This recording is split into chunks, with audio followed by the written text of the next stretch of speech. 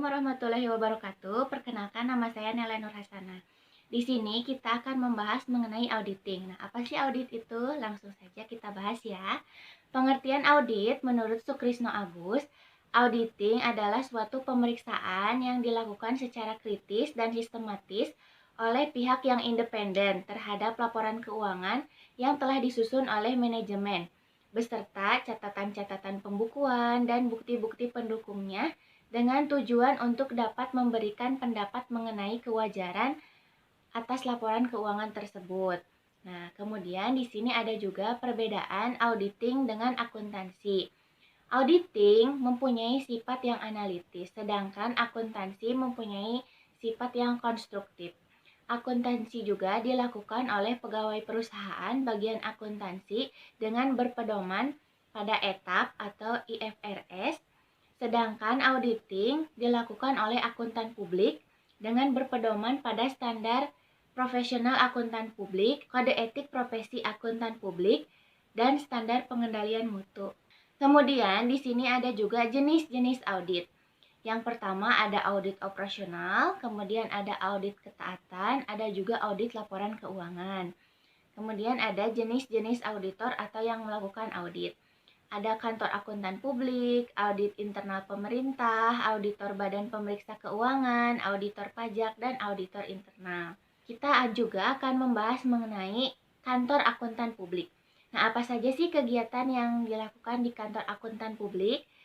Yang pertama ada jasa akuntansi dan pembukuan untuk menyusun laporan keuangan. Yang kedua ada jasa perpajakan untuk menyiapkan SPT pajak, perusahaan ataupun perorangan.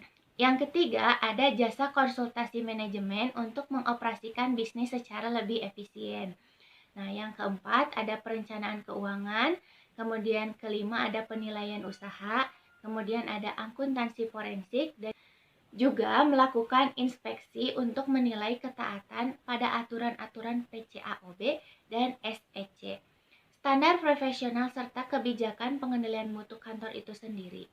Sedangkan pengawasan terhadap audit bagi perusahaan swasta dipegang oleh SAB dengan Statement of Auditing Standard sebagai standarnya.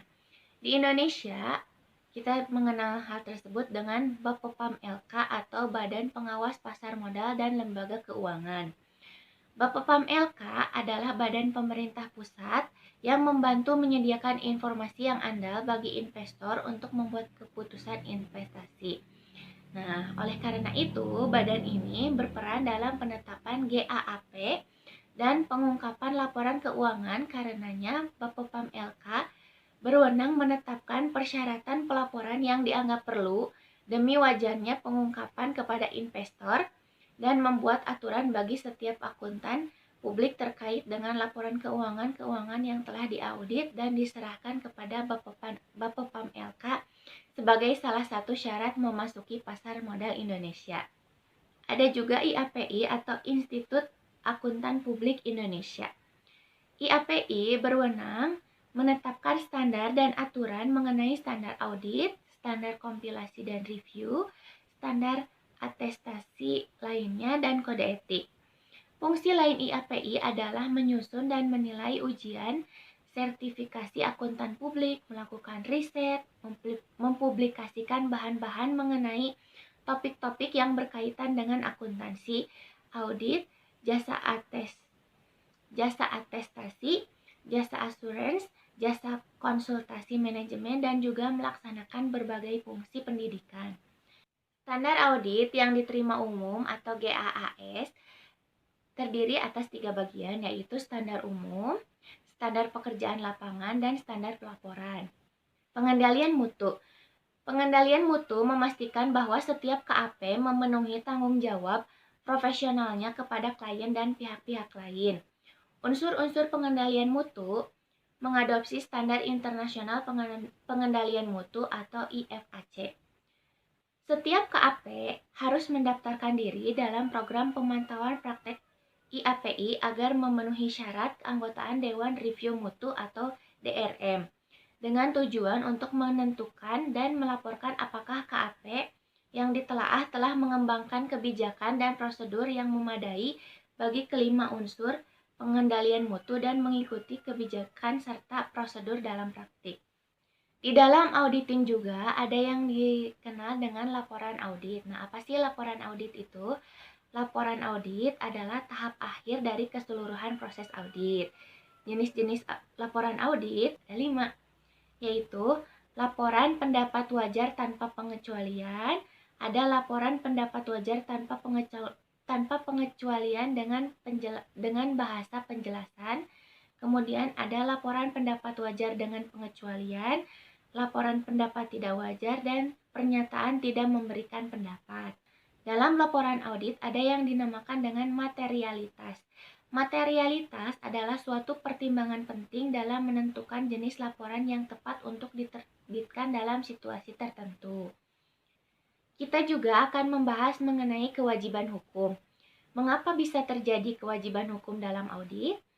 Itu terjadi karena timbul dari kekurangpahaman para pemakai laporan keuangan, menyebabkan adanya tuntutan terhadap akuntan publik.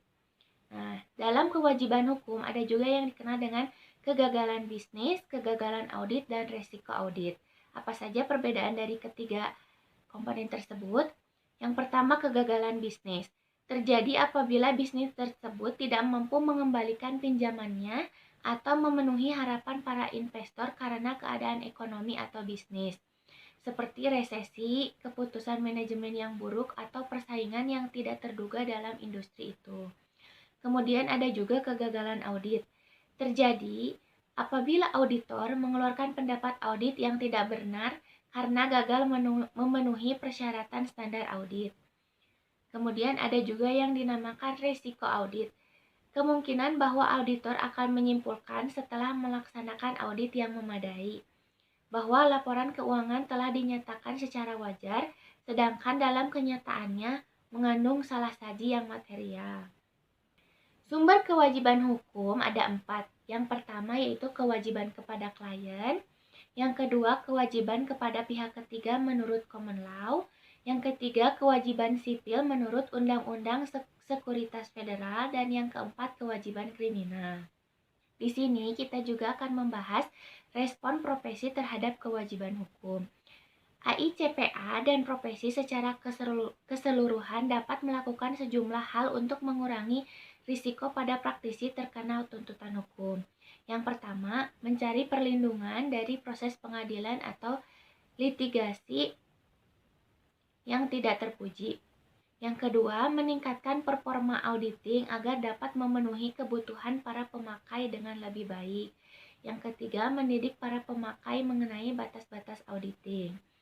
Aktivitas khusus dalam kewajiban hukum, kita harus melakukan riset dalam auditing, penetapan standar dan peraturan, kemudian menentukan persyaratan untuk melindungi auditor, menetapkan persyaratan peer review, melawan tuntutan hukum, pendidikan bagi pemakai laporan keuangan, memberi sanksi kepada anggota karena perilaku dan kinerja yang tidak pantas, melobi perubahan undang-undang. Jika auditor yakin bahwa laporan tidak disajikan secara wajar atau tidak mampu menarik kesimpulan dikarenakan bahan bukti yang tidak memadai, maka auditor bertanggung jawab untuk menginformasikan kepada para pengguna laporan keuangan melalui laporan auditnya. Peraturan Bapepam LK meningkatkan tanggung jawab manajemen terhadap laporan keuangan dengan mengharuskan presiden direktur dan manajer keuangan perusahaan publik untuk mengesahkan laporan keuangan yang dilaporkan kepada Bapepam LK. Tanggung jawab auditor yang pertama yaitu keyakinan memadai. Standar audit mengindikasi keyakinan yang memadai sebagai tingkat yang tinggi namun tidak absolut, bahwa laporan keuangan telah bebas dari salah saji material. Konsep memadai namun bukan absolut menandakan bahwa auditor bukanlah penjamin kebenaran atas laporan keuangan. PSA 70 membedakan dua jenis salah saji yaitu kesalahan dan kecurangan. Kesalahan merupakan salah saji dalam pelaporan keuangan yang tidak disengaja, sementara kecurangan salah saji dalam laporan keuangan yang disengaja. Ada juga skeptisme profesional. Skeptisme profesional merupakan suatu perilaku pemikiran yang secara kritis dan penilaian kritis atas bahan bukti audit. Nah, ketiga hal ini harus dimiliki oleh seorang auditor. Jadi auditor harus memiliki keyakinan yang memadai, kemudian auditor juga harus dapat mengidentifikasi apakah itu kesalahan atau kecurangan dalam salah saji laporan keuangan, dan juga auditor harus memiliki skeptisme profesional. Jika auditor menemukan terjadinya tindakan ilegal di perusahaan yang diauditnya, maka auditor harus mempertimbangkan dampaknya terhadap laporan keuangan. Auditor juga harus mempertimbangkan dampak dari tindakan ilegal tersebut terhadap hubungan kantor akuntan publik dan manajemen. Auditor juga harus mengkomunikasikan dengan komite audit atau otoritas lainnya yang setara untuk meyakinkan bahwa mereka mengetahui adanya tindakan ilegal tersebut. Jika klien menolak untuk menerima laporan audit yang dimodifikasi atau tidak melakukan tindakan yang segera untuk menangani tindakan tersebut, maka dirasa penting atau lebih baik bagi auditor untuk menarik diri dari kontrak kerja tersebut. Yang terakhir, kita akan membahas mengenai bukti audit. Apa sih bukti audit itu? Bukti audit yaitu setiap informasi yang digunakan oleh auditor untuk menentukan apakah informasi yang diaudit telah dinyatakan sesuai dengan kriteria yang ditetapkan. Bukti audit mencakup informasi yang persuasif seperti perhitungan auditor atas sekuritas yang dapat diperjualbelikan, dan juga informasi yang kurang persuasif seperti respon atas pertanyaan-pertanyaan dari para karyawan klien. Keputusan bukti audit, yang pertama ada prosedur audit yang akan digunakan, yang kedua berapa ukuran sampel yang akan dipilih untuk prosedur tersebut, yang ketiga item-item mana yang akan dipilih dari populasi, yang keempat kapan melaksanakan prosedur tersebut. Bukti audit juga harus memiliki ketepatan bukti. Ukuran mutu bukti yang berarti relevansi dan reliabilitasnya memenuhi tujuan audit untuk kelas transaksi, saldo akun, dan pengungkapan yang berkaitan. Bukti audit harus berkaitan atau relevan dengan tujuan audit yang akan diuji oleh auditor sebelum bukti tersebut dianggap tepat. Bukti harus dapat dipercaya dan layak dipercaya. Karakteristik bukti yang dapat diandalkan diantaranya independensi penyedia bukti, efektivitas pengendalian internal klien, kemudian pengetahuan langsung auditor, kualifikasi individu yang menyediakan informasi, tingkat objektivitas dan ketepatan waktu. Jenis-jenis bukti audit, yang pertama ada pemeriksaan fisik, yang kedua ada konfirmasi, yang ketiga dokumentasi, keempat prosedur analitis, yang kelima yaitu wawancara, yang keenam rekalkulasi, yang ketujuh pelaksanaan ulang, yang kedelapan yaitu observasi. Cukup sekian pembahasan mengenai auditing dari saya, semoga bermanfaat. Mohon maaf apabila banyak terdapat kesalahan. Sampai berjumpa lagi di lain waktu. Wassalamualaikum warahmatullahi wabarakatuh. Terima kasih.